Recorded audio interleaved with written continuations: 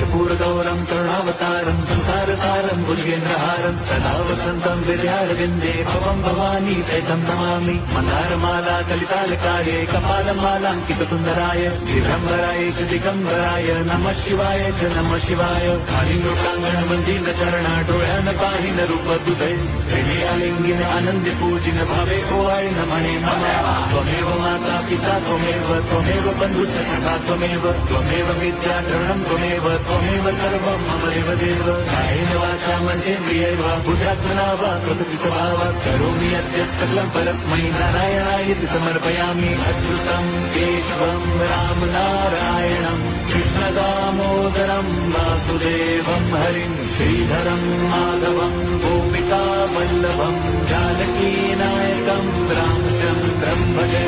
Hare Ram Ram Ram Hare Hare Hare Krishna Hare